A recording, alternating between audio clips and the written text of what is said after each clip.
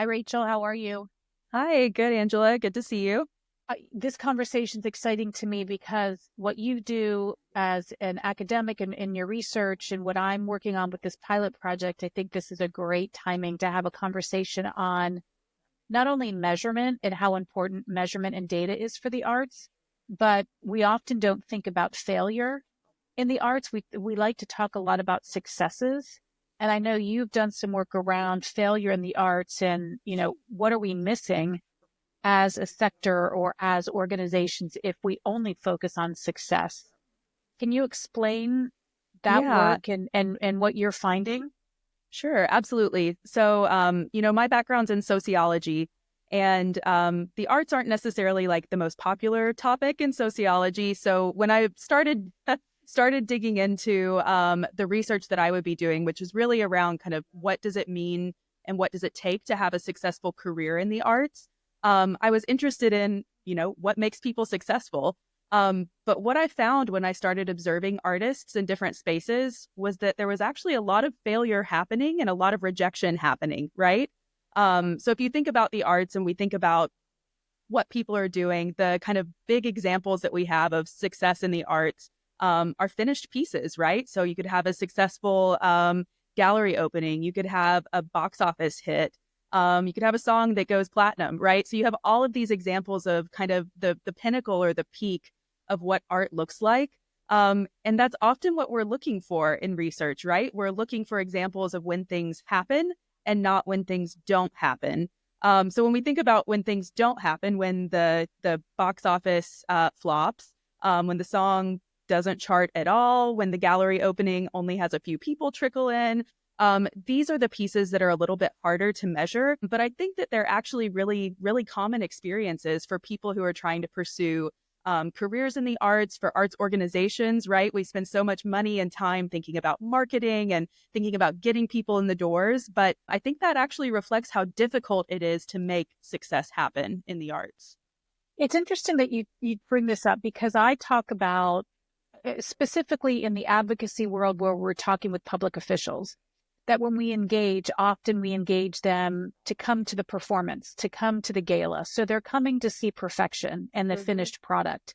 And that's great. And it's important and I call that the public celebration. But what we're not focusing on a lot is the process.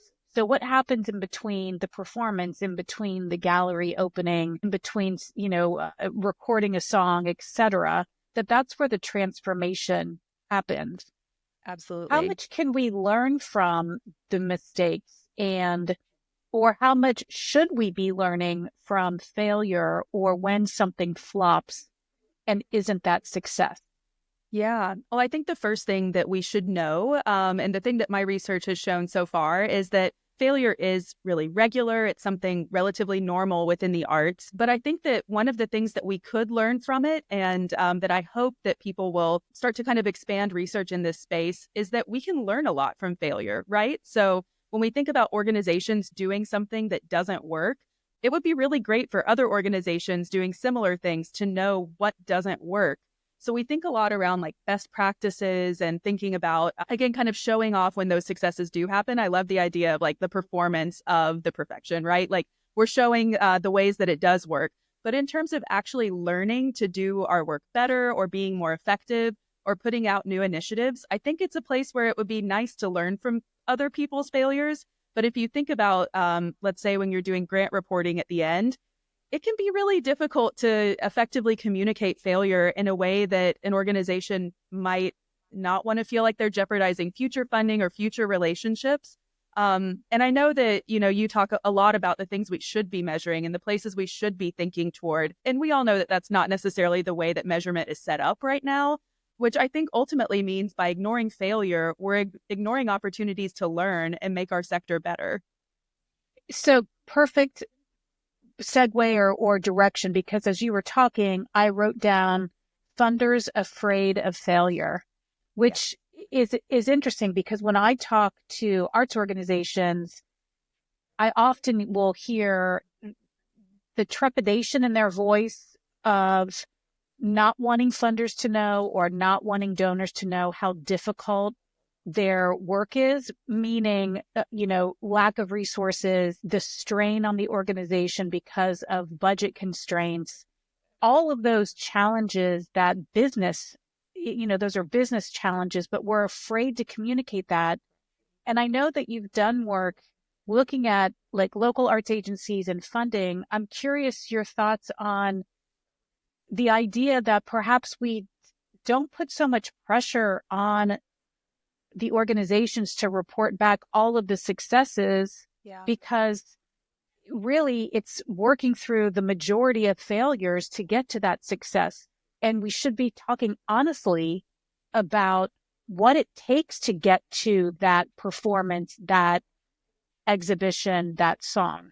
Yeah, absolutely. And I think that that gets back to a word you said earlier in the conversation, which is process. And we are showing often literally an exhibition or literally a performance of what we're doing, which doesn't necessarily leave space for process, right? But most of the work that people do in arts organizations is more around process than it is about performance. So if we think about a performance calendar or an event calendar, those moments are really punctuating the day-to-day work that's going on.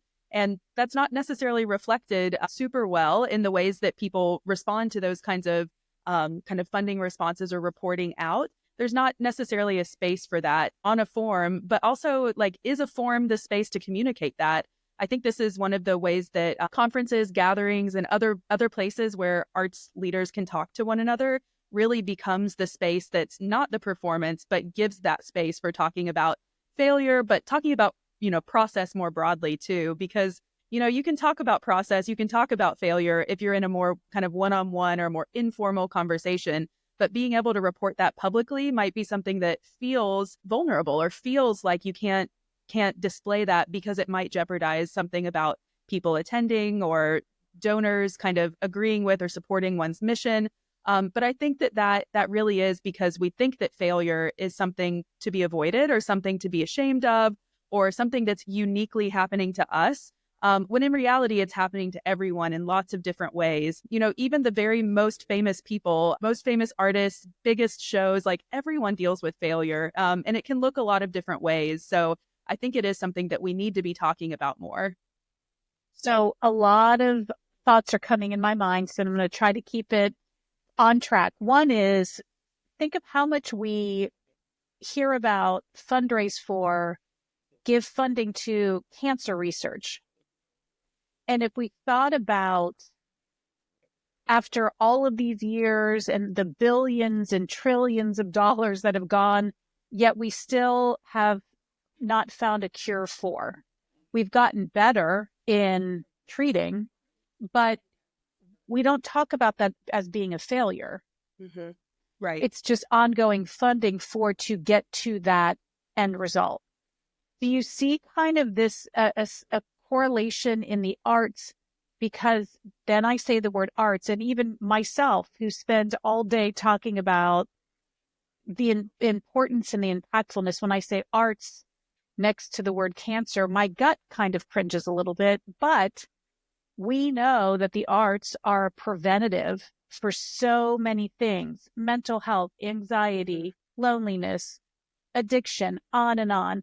And we could argue then that it is up there with cancer prevention, right? I don't know if this is a smart analogy or not, but do you see where I'm going with that? Yeah, the perceptions? I do. And I think that that's another interesting space, even beyond cancer, looking at kind of medical research in general, because I think cancer is, an area of medical research that has been really successful at getting funding, right? So in my graduate training, was at an event where we were talking to people from the National Institutes of Health, and they talked about essentially the jockeying that has to happen between different special areas of disease prevention and control and research into kind of solving problems of disease as something where they do have to do cancer versus heart disease versus this, that. And it means that some things are just not getting any funding at all, where some things are more kind of popular funding things. And they don't necessarily track on to how many people are impacted by those diseases or conditions. Some of them do.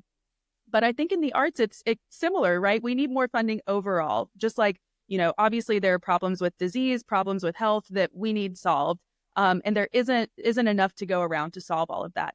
In the arts, it's really similar. And this is a space where thinking about failure or thinking about process, I think, is really useful, because even the things that we know need funding, right? Those kind of benchmark large arts organizations in our communities, we know they need funding. We know they don't have enough funding, but we also know that they're better at getting funding, or have historically been better at getting funding than smaller organizations or newer organizations, or maybe organizations and leaders who are trying to do something totally different and don't even fit into the funding structure. And within the way that I think about failure, I think that counts, right? I think that that's a way of understanding the regularity or kind of normalcy of failure, because it's something that happens. Seeking funding for an idea that's new is really, really difficult.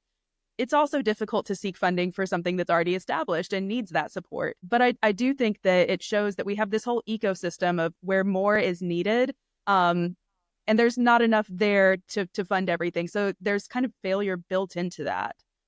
I love when I have conversations that kind of go into a direction or bring up topics or analogies that I hadn't thought about. Mm-hmm. And so this whole NIH comparison, which I was in a conversation not too long ago where someone said, well, look at the NIH funding versus the NEA funding. Yeah. And you can see where priorities lie. And that's one of the reasons why I really want to delve into this pilot project this fall, where we are measuring empathy and creativity and kindness and loneliness and all of these different things to show how much the arts play in the social, emotional sector, and that we're not just this extra hobby, that we're just a nice performance that we can go to for entertainment. And so how much do you find this conversation about failure happening among colleagues? You mentioned, going to conferences. Yes, it's easy to do one-on-one, but do we need to talk more about it? Are you not seeing that enough? Absolutely. People want to talk about this. It's something that when you bring it up, people want to talk about it. And they find that it's something that they haven't been able to have that conversation in kind of public venues necessarily, but also that it's a research challenge. So I'm teaching a class right now at Ohio State that's teaching PhD students to write their dissertation proposal. And I give them 2 example proposals of published studies in the arts. They're published books, and the books are great. They're both kind of dealing with the contemporary art world and how artists interact with one another to build their careers. But the interesting thing, when you look back to what their proposal says they wanted to do, both of them wanted to study failed artists, more or less, right? They wanted to see which objects of art failed, which things didn't happen. But it is so difficult to measure things that don't happen, right? Like, we can measure if something happens, but it's really difficult to find examples of when something didn't happen, or the ships that don't come in, right? Like, trying to understand when something didn't occur that might have occurred. It's hard to find people to talk about that. So I think in kind of our professional world, people do want to talk about this. A few years ago, there was a movement, I think on Twitter at the time, that was called Shout Your Failures or Share Your Failures, something like that, where people were talking about things that didn't happen for them. I've also heard of people making a failure resume or a failure CV, where they write down all of the things that they tried to do that didn't happen. That was personally inspiring to me. I actually have a rejection goal per year, that if I'm not getting rejected a certain amount of times, it probably means I'm not putting myself out there enough. But I think it's a framework that people can be scared of thinking about rejection, or understanding that rejection is so normal, or that it is something that can be talked about. But I do think that people want a space to talk about that, particularly around process and learning how to move forward from other people's kind of challenges and the ways they got through those. This is fascinating, because you grow up hearing, that you learn from your failures. I tell my kids all the time that just everything's a lesson, and you can't expect to have 100% hit that all the time. Again, I'm making note of, Edison, who has, how many times did he fail? Or the Wright brothers. I'm sure that there's a statistic out there that I actually need to memorize, because I often use Edison or the Wright brothers as examples of being creatives, and that you can't be innovative if you're not creative. And so it's amazing that we don't talk more or celebrate. That might be an oxymoron, if that's even the right thing, to celebrate failure. I love your rejection goal per year. I had never even thought of something like that, but it's so true. If you don't put yourself out there, then your chances of succeeding are less. Yeah. Yeah. And also, if you're hitting every time you swing, right? I'm not a sports person, I'm an arts person, but I'll use that metaphor. If you're hitting every time you swing, well, here's where the metaphor breaks down, and I don't know sports, but you're not aiming high enough, right? If you get everything you go for, it probably means that you're not stretching yourself. And I think the reality is you probably would get some of those stretch things if you just put yourself out there. So that's kind of on the kind of personal career development front why I tried to make myself do that. But I think that a lot of people, it's one of those things. I know there's statistics around, especially, women when they apply for jobs, that there's a perception that one might need to meet all of the desired characteristics listed in the job description when it isn't necessarily something that's going to stop you from getting the job. So I think it is something that we actually think about and interpret and act on, kind of to push failure away, when in reality it's something that is normal and should be understood as normal. So when we think about practicing artists, that might apply to them, right? Thinking about putting yourself out there for shows, for grants, for mentorship opportunities. But I think it matters for organizations too, in thinking about what does it mean to, like you said, be innovative, because businesses are innovative and they have failures that happen, right? We can think about failed products, things that didn't work out, but that doesn't mean the end for that company always. Sometimes it does. But I think that there's this perception that in the arts, things just need to happen the right way. And they need to happen the right way the first time. And that would be great, but it's also just not realistic. So where did this whole idea come from with you to study failure or focus on that? Yeah, well, it actually happened when I was not looking for it. So I was taking a class in graduate school on field methods, which means I needed to go find a place to make observations. So I started going to a trade organization for songwriters in Nashville. So I would go to their publishing night, where about 70 songwriters would sit in the room with a publisher. So they have this opportunity to play a song for this publisher and hopefully move forward in their career, right? These people want to have a contract with a publisher, be able to get their songs out there and have an artist record it and be a hit song. But I found when I sat in these pitch workshops, essentially, and these 70 people would play their song and the publisher would either say keep or pass, I would say, I mean, I have the statistics out there in the published article from this, but almost everyone failed. Almost everyone was rejected. So it just made me think that what was happening here was not people being kind of brought up into the publishing ecosystem, but instead that what was happening was mostly failure, and that these people would come back week after week after week and be rejected again and again and again publicly. And it really got me thinking about, what does it mean to be rejected? What does it mean to fail within an artistic community? And what I took from that was that it is supposed to teach you that failure is normal, right? That it teaches you that everyone goes through this and that it's not the end. You don't get barred from re-entry once you've failed. You are supposed to come back and try again and try again and try again. And so I think that's what was really happening in that space. So are there any characteristics that you can identify with someone who comes back from failure like this over and over and over again? Yeah, so I'll say, as a sociologist and not a psychologist, I usually look to groups for the explanation, or look to the way that groups interact with one another. And so of course, this would be the way that I'm thinking with it. But what I found is that the people who ended up collaborating, pairing up, or finding peer support with one another were the ones who were successful.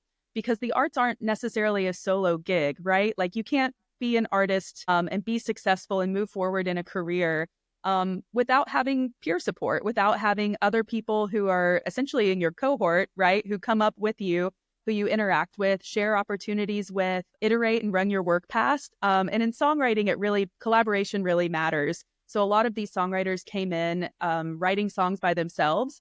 But in Nashville, songwriting is a team sport. So these people needed to find collaborators and needed to learn to work collaboratively. So this was a space where they kind of could be introduced into how to make ties with one another and how to begin that kind of collaborative process. When you look at the arts or creatives compared to other industries, because we know that there's research and there are products and all of these different things, how can we in the arts bring ourselves alongside those other industries to also show that, you know, these are processes, these are things that we work out every day.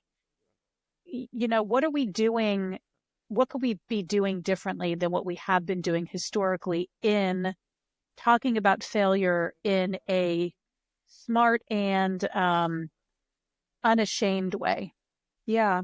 I think that one piece of that is really having public conversations in general, whether they be targeted toward policymakers, targeted toward the arts community itself. Many of the kind of workshops that artists have access to, if they have access to them, are formatted as a masterclass. And even that framework really says that there's something about perfection, something about mastery that's really important, which it is. Again, like there are certainly things to learn from people's successes. But having a public venue where people can come together, whether that be a local arts agency putting on this type of workshop, whether it be a web series, whether it be documented through Instagram posts, right? There are ways that might be different for an individual artist versus an organization. But I think being honest about that and being honest about kind of iteration, like we tried this, it didn't work. Here's what we learned and here's what we will change. I think that we can do that in terms of art, right? So like the critique process is really built into the arts in terms of focusing attention on changing things that didn't work about the art itself. And so perhaps artists are already set up pretty well to do that in a more organizational setting when thinking about marketing, when thinking about fundraising. Like, why not apply the critique process to our business processes or our organizational processes within the arts? So I love this. You gave me this idea. I would love to host a conversation, and maybe this is something that regularly happens in this space, because the whole Arts Redefined mission for me is to build a community of like-minded arts leaders, educators, advocates, to where we can not feel that we're isolated, to we can talk about what the arts means and how we can better communicate it to non-arts, and how interesting it would be to also have this space be one to where we can come together as a sector and openly discuss and share where we failed, what we learned from that, and how we turned that around, and maybe not yet to a success, but how we continue to work on whatever problem we're trying to solve and have that turn into something successful. Yeah, absolutely. I think that, I learn a lot from people when I find out about how they went through their challenges, right? And often when I'm going through a challenge, talking it through with someone else actually helps me find the way through the challenge, right? So I think it's something that is needed, both on the part of somebody who might be in a failure situation and be currently working through it, or just hearing from other people about how they tackle those challenges. Because I think that you and I both know that when we go through things, probably like 80% of what we go through is not unique to ourselves, not unique to the organizational challenges we're having. Like there are some problems that are just problems that need to be solved.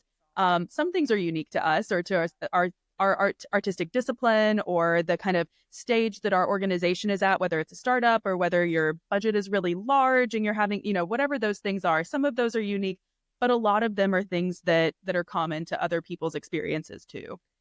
Are the arts unique in that we don't like to talk about failure or mistakes from other industries, or am I too looking inwardly and not looking at other industries, talking about, that we have to be aesthetically beautiful in perfection? I think that maybe we actually have a better opportunity to do that because we're mostly, right, relatively independent actors, like small organizations, things that are not necessarily working with proprietary information or trade secrets, because you can think of examples where in other types of businesses, they don't talk about their failure until there's been a legal problem, right? So recently I published a kind of theoretical article about failure as part of a larger sociological compendium. And one of the examples of failure in that is of the Challenger explosion. So thinking about what it means to fail, in a catastrophic way that has implications for, people's lives, implications for science, implications for, a federal agency. So, a really complex failure, but we don't hear about those sorts of things unless there's kind of no other option, right? Like we're not going to hear about failures from businesses if they can keep them internal. And maybe the arts have a better opportunity to learn from one another without having that kind of multiple layers of, not being allowed to talk about something or not having the opportunity to without kind of legal or kind of public shame, essentially.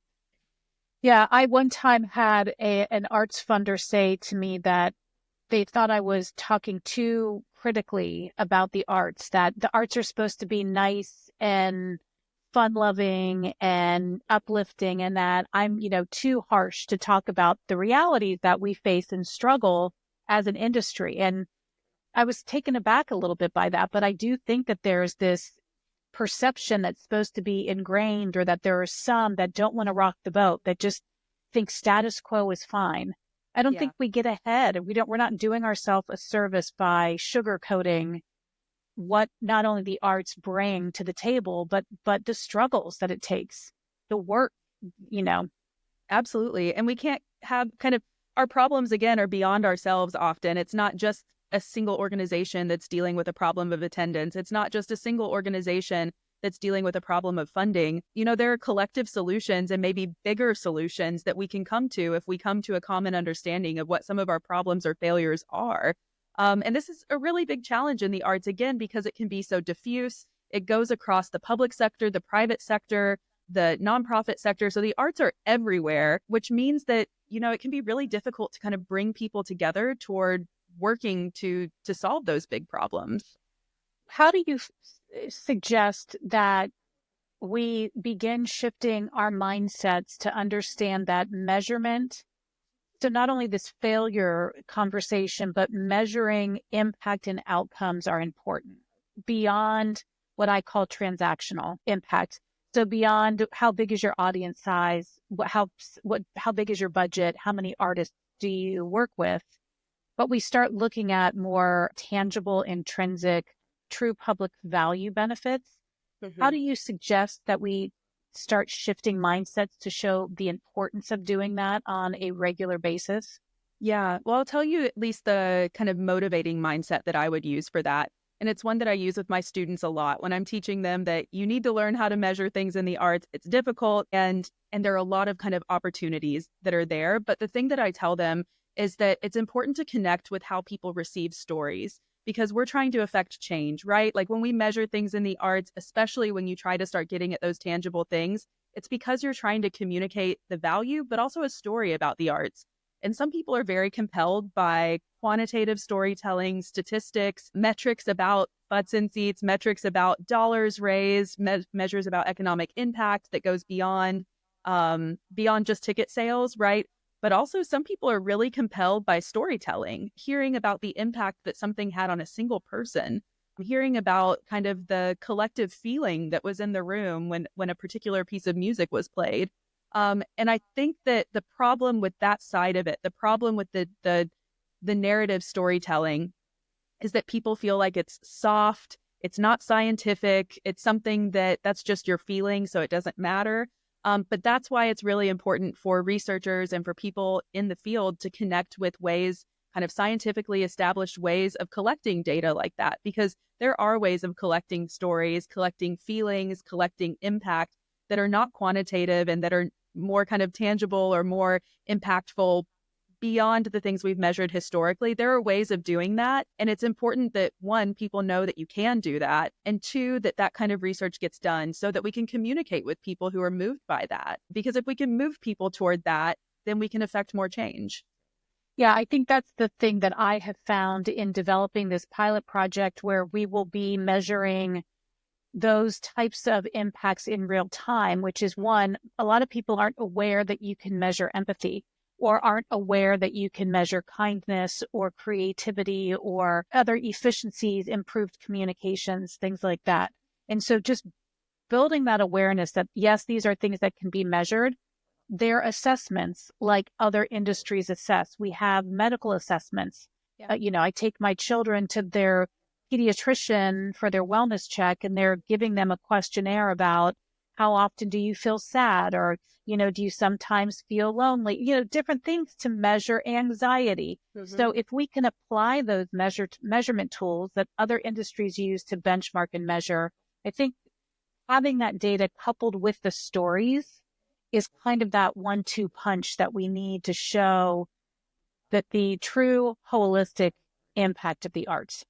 Absolutely. I totally agree. And I think that that's really the goal, right? To communicate with people in ways that they can hear what you're communicating. And people are motivated by different things. People are impacted by different things. And so that means as researchers, we have to be attentive to that, to understand how we can connect with those people. Yep. So to wrap the conversation up, I like to ask everybody the same 2 questions. So I'm going to pose these to you. Which one is, how do you define arts, given that this podcast's focus is redefining the arts? So Rachel, how do you define arts? Oh, I will have so many footnotes for you. So I'll spare you that, but I'll tell you the Okay. answer, which is that I'll move it to artists because that's the kind of level that I'm usually thinking on. I define artists so broadly. I think about artists as people who create, perform, manage, administer, and teach any creative or cultural activity. So I think about it really broadly, and I think that it's expansive and it's something that's present in way more places than people think it is. How do we better communicate that as members of the sector?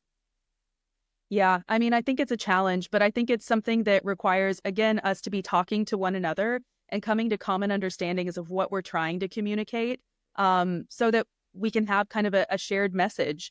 We're all doing our own things and we're doing really cool things, but having some way of communicating together that we are a sector, that we are a field, that we are a space that deserves attention, respect, and just acknowledgement for how big and impactful we are as a sector. I think that is a good and important step. It's interesting also to hear you say that, because I have had other conversations where people have said, we don't really have this unified voice. We are all out here doing the work, but we all stay in our own little bubble. And so that is one thing that I'm trying to kind of crack, this renaissance of relevance where we can have a more holistic, unified voice that's not just within the community or within a state, but it's international, because these are not issues that are isolated just to a particular region or a particular country. They're ones that span the globe. And so I'm hopeful that something like this podcast or these dialogues can help bridge one another together so we can kind of coalesce in a more unified and organized way. Yeah, absolutely. Okay, so then last question, and it's an easy one, but it stumps people sometimes. But what color do you love the most and why?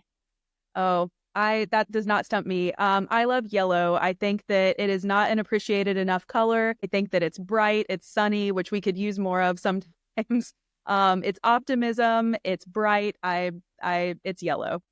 Rachel, thank you for your time. I really appreciate it.